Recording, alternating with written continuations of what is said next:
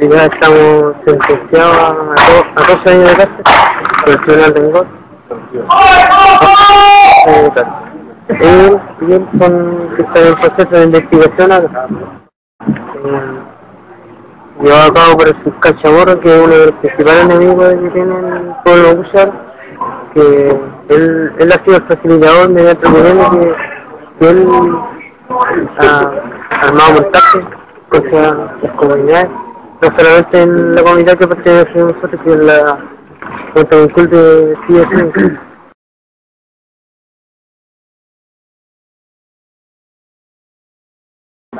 Nos tomamos la vuelta por las condenas que reciben. Y él...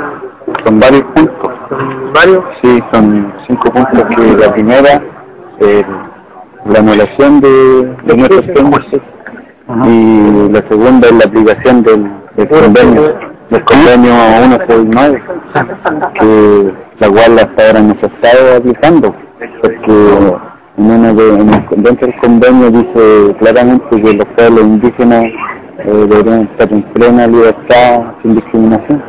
Entonces no se está aplicando, siendo que Chile firmó el convenio.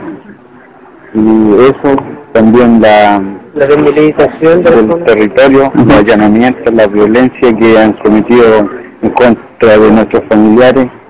Han habido ancianos baleados por carabineros, y lo cual eso no debería estar aquí. ¿Cuál es